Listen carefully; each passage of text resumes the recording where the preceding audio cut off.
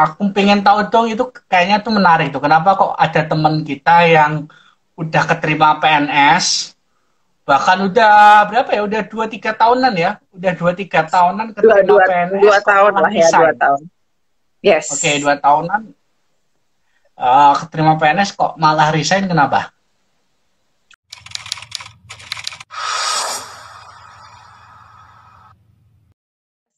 Jadi ternyata yang kami rasakan, saya ya, aku rasakan di dunia kerja, ternyata apa yang kita cita-citakan dari kecil pas udah dapat tidak semanis itu ya ternyata gitu. Ya enggak? Atau aku doang? Hah? Ya, Enggak, gitu. aku yakin semua seperti itu sih. Aku juga ngerasakan itu kok, Cak.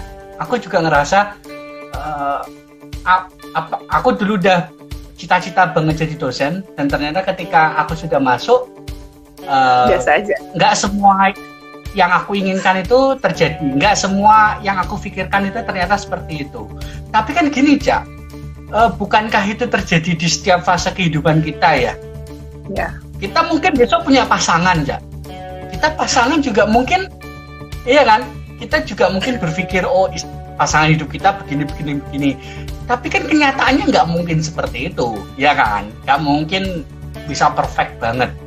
Kayaknya semua fase kehidupan kita, semua kejadian dalam kehidupan kita, pasti akan ada selalu yang tidak sesuai dengan ekspektasi kita. Ternyata lebih enak mengejar daripada pas sudah dapat ya.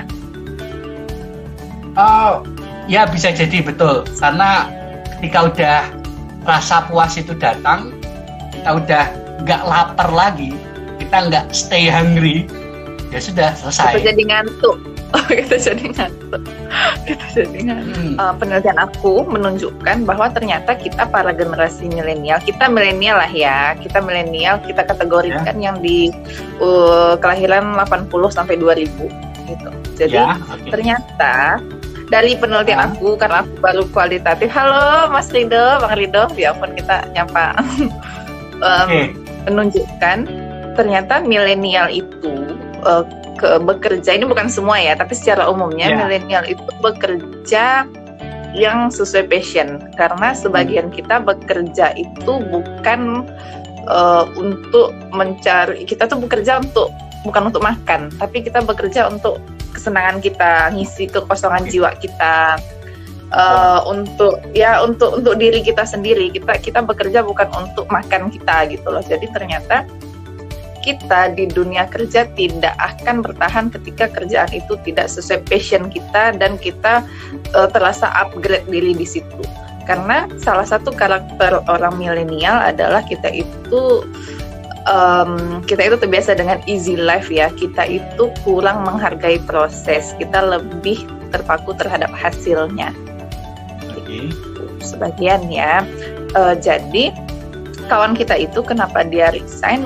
Dia ngerasa tidak passion di pekerjaan itu, dan dia ngerasa di usia dia yang waktu itu masih 26-27 tahun menjadi PNS yang hanya duduk di meja dan akan seumur hidup dia tidak mau membayangkan hidup dia hari-hari dia hanya di atas meja mengerjai berkas-berkas. Dia masih ingin ngisi kekosongan jiwanya, masih ingin ngisi ilmu-ilmu baru, ingin sesuatu tantangan-tantangan lainnya gitu.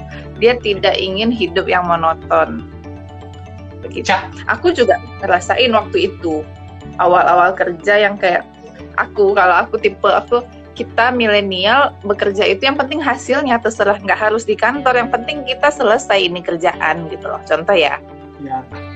Tapi kalau para baby bloomer itu orang tua kita yang kelahiran tahun 60-an, mereka itu yang sangat menghargai orang, menghargai waktu. Masuk jam 8, pulang jam 4, walaupun nggak ada kerjaannya, tahan duduk di kantor. Milenial nggak tahan, disuruh duduk-duduk nggak ada kerjaan, kita nggak tahan. Salah satunya bahwa ternyata milenial bekerja itu sesuai passion. Kita itu perlu coach, kita nggak mau diatur, kita perlunya dilatih gitu. Kalau salah bilang gitu, kita nggak bisa yang kayak kita tuh kurang hormat juga, kurang tata krama juga. Yang menurut kita yang penting kerjaan kita selesai, kenapa harus di kantor gitu ya, menurut kita. Tapi menurut orang zaman dulu, kamu anak baru ya harus pandai-pandai berapa ya istilahnya menyenangkan hati atasan gitu-gitulah ya. Cuman ternyata para milenial ini terlalu punya harga diri yang tinggi sehingga karena kita juga di easy life ya, kita tuh hidup dengan kemudahan, jadi kita nggak percaya dengan proses, kita taunya hasilnya. Ya proses sih proses, tapi tidak selama proses para baby bloomers yang dulu. Padahal sebenarnya kita pengen sukses di usia 30-an, padahal orang zaman dulu suksesnya umur 40-50. Ya. Tapi oke, pertama aku mau tanya dulu aja ya. Mungkin padahal kalau para atasan itu bisa memaksimalkan potensi para milenial, itu tuh bisa jadi satu orang milenial itu kemampuannya mungkin bisa 2 atau 3 senior loh, ya kan? Misalkan senior dalam mengerjakan suatu berkas, suatu tugas butuh 3 hari, mungkin dikerjakan milenial bisa cukup 1 hari. Betul nggak? Dengan kemampuan IT ini itu. Cuman mungkin para atasan, para senior membutuhkan formula khusus gitu ya untuk menangani para milenial itu gitu, ya kan? Soalnya banyak juga kok ya. Alhamdulillah para atasan yang dia mempekerjakan para milenial dan dia tahu gimana cara untuk menanganinya. Iya, itu cuman bagi kita jadi kayak duri bagi pekerja generasi lalu tuh membuat kita tuh kayak dianggap tidak sopan santun, tidak tahu aturan gitu ya, ini sebagian. Jadi memang sekarang itu lagi gencar sih seminar atau tentang pelatihan di dunia kerja tuh tentang bagaimana memanage milenial, karena sekarang pekerja baru ya milenial dan cara kerjanya beda gitu kan. Dan bisa jadi gini, Cak, besok saat kita para milenial besok udah umur 40-50 tahunan, pekerja barunya juga mungkin berbeda dengan kita, gitu kan? Iya, generasi gadget gitu loh. Lihat nggak sekarang fenomena sekarang kalau kita ketemu orang dewasa masih hormat ya ngomong. Kalau orang yang generasi Z itu kalau ngomong dengan orang tua lo gue kan. Bagi sebagian orang itu nggak sopan, tapi bagi mereka itu biasa. Iya sih. Ya bahasa-bahasa itu dia sekarang itu pergeseran gaya hidup antar generasi itu tuh jauh bedanya guys. Jadi banyaknya konflik itu kalau kita disatukan dalam hal bersama tuh susah. Contohnya lagi kita para anak muda ini kadang-kadang kurang inisiatif di dunia kerja. Kita jarang mau mengerjakan sesuatu yang bukan kerjaan kita. Padahal seharusnya di dunia kerja perusahaan atau instansi itu membutuhkan seorang yang punya inisiatif yang tinggi. Tapi sebagian anak-anak baru dalam dunia kerja ini memandang itu kan bukan kerjaan aku, kenapa terus yang ngerjakan? Sombong banget cuy kita. Ya sih, betul sih. Ya enggak? Terlalu self-esteem tinggi. Oke. Jadi sebagian itu sebagian ya. Ini sebagian yang bermasalah. Ya, minimal itu ada realnya, ada kejadian real seperti itu. Dan bisa jadi itu nanti menimpa salah satu dari kita, ya kan? Nah, sekarang Cak, aku mau tanya aja, solusinya gimana, Cak? Solusi bagi kita para milenial supaya di dunia kerja kita tetap bisa menjalankan passion kita tetap nyaman bekerja, tapi kita nggak jadi duri dalam daging. Itu solusinya gimana, Cak? Aduh, ini pelintian aku belum selesai, guys. Mari jalan sekarang kita kan kita bahas. Ya, kita nggak bukan forum ilmiah banget. Yeah. Kalau salah ya correct me if I'm wrong gitu kan, nggak apa-apa. Menurut kamu dulu gimana ya?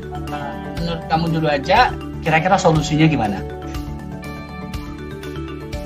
Aku balik lagi ke gaya kepemimpinan di suatu tempat itu sih, karena aku ada dengar podcastnya Deddy Corbuzier dengan Chef Juna itu bagus menurut aku ya. Jadi Chef Juna bilang kayak gini, di dunia kerja mereka yang dibutuhkan itu bukan orang pintar atau orang yang punya ilmu sendiri, tapi yang dibutuhkan itu adalah orang yang mau ikutin aturan aku, ikutin formula aku gitu. Misalkan ya, misalkan Chef Juna buat nasi goreng itu cara masaknya 5 menit, tapi misalkan aku datang dengan gelar Master Chef dari Amerika, aku bisa masak nasi goreng 3 menit, itu nggak dipakai di kantornya Chef Juna. Mereka nggak mau ada pengacau yang seperti itu. Walaupun dengan rasa yang enak, mereka mempunyai formula itu. Dan kalau kita jadi pekerja mereka, yang mereka butuhkan adalah pekerja yang mau ikutin aturan. Itu sebagian bagi yang kepemimpinannya kuat ya, yang tidak ada masalah kepemimpinan dan tidak ada masalah instansi ya. Tapi ya kita sekarang lebih ya kayaknya menurut aku sih kita para milenial, karena dengan proses hidup kita yang easy life banget, yang kita tuh jarang mau menghadapi proses, ya tahu diri sendiri lah. Kalau memang kita mampu punya kemampuan yang bisa kita jajakan di luar, ya terserah, pilih sendiri. Yang penting punya karakter yang kuat. Tapi kalau memang kita itu yang cuma pas-pasan kemampuannya dan tidak berani untuk dilemparkan keluar, ya sudah ikutin aturan yang ada gitu. Cuman kadang-kadang milenial ini sombong ya, kita ngerasa kita pantas di luar, kita pantas di tempat lain kalau nggak diterima di sini. Tapi ternyata di dunia kerja nggak seperti itu. Orang nggak butuh otak kita aja, guys. Orang butuh kemampuan kepatuhan kita. Jadi solusinya kalau kita dalam tanda petik tidak berentrepreneur, ya kan? Kita kerja di suatu instansi, mau itu swasta ataupun PNS, itu kita para milenial ya tetap harus ikutin arus ya. Kita harus tetap patuh, kita harus tetap ngikutin apa kata atasan gitu-gitu ya. Karena kita salah satu, aku sebutkan di sini bahwa salah satu ciri kita adalah self orientation yang sangat tinggi. Kita berfokus ke kita aja. Okay. Dan itu negatif sih menurut aku, menyusahkan kita di satu sisi. Kecuali kita memang orang punya kompetensi di luar, ya terserah gitu.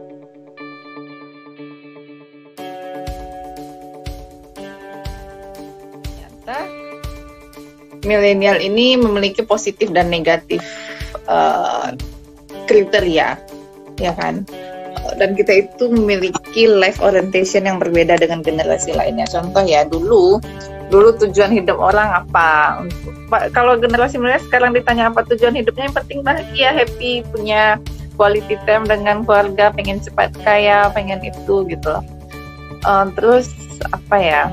Milenial ini dianggap sebagai generasi yang paling memiliki self esteem yang tinggi, sangat asertif.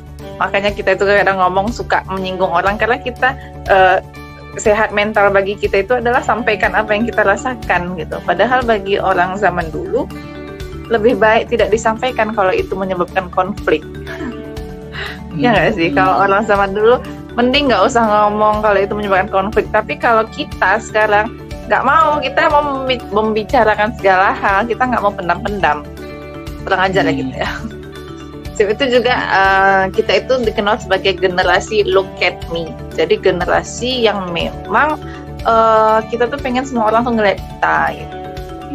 Terus juga milenial itu terkenal sangat percaya diri sampai berlebihan gitu. Tapi ternyata kalau kita teliti secara rentetan usianya, milenial itu generasi yang tingkat kecemasannya paling tinggi di antara generasi lain. Kenapa? Karena kita salah satunya sekarang kita itu pengguna media sosial yang paling banyak juga ya kita ya. Sehingga kita suka melihat kehidupan orang lain dan membandingkannya dengan diri kita. Sehingga kita cemas, aku kok nggak kayak gitu ya? Kok dia udah kayak gitu, aku belum ya? Kok dia udah bisa ini, aku belum? Ya. Menarik nih, Cak. Ini bisa dijadikan tema obrolan kita selanjutnya, Cak. Menarik nih, Cak. Iya. Gimana kita itu bijak dalam bermedia sosial gitu. termasuk ketika kita ngelihat kehidupan dari teman-teman kita gitu kan. Nah, makanya jadi kenapa dia kok udah kayak banyak gitu, aku kok belum. Dan banyak Padahal dia dulu nggak pinter-pinter amat, kok dia sekarang yang jadi sukses. Aku dulu yang paling pinter kok gini-gini aja gitu ya. Betul. Dan itu aja ya, itu yang menjadi salah satu sebab kenapa kok seumuran kita generasi milenial itu banyak yang depresi gitu ya Cak ya. Ya, karena kita sedang mengcompare-comparekan diri kita dengan kehidupan kawan kita di media sosial.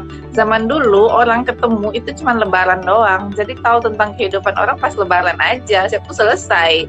Kita sekarang tiap hari cuy ngelihat dia udah ngapain aja, ngerasa jadi aneh ya. Jadi kita bagusnya nggak usah sering-sering ngupload kehidupan pribadi kita di media sosial ya, gitu ya. Kayak IG saya ini kan isinya cuma bercandaan gitu doang. Social media distancing istilah aku, guys. Oke. Nah, itu tuh. Kapan-kapan next time kita bahas tentang social media distancing. Boleh, Cak? Iya. Oke, terus dan kita juga pengen banget, Cak, aku pengen banget bahas tentang depresi. Please, Cak, give me time, Cak, tentang depresi. You are a psycholog, ya kan? Master of psychology. I'm scientist. Oh, scientist. Oke. Pokoknya lulusan psikologi. Pokoknya dosen psikologi. Saya pingin banget tanya tentang depresi, Cak. Oke? Ya, kalau teori doang bisa lah aku ya, teori doang ya. Oke, nggak apa-apa. Ini kan kita bukan forum ilmiah. Kita kan forum santai, tapi tetap ada ilmunya.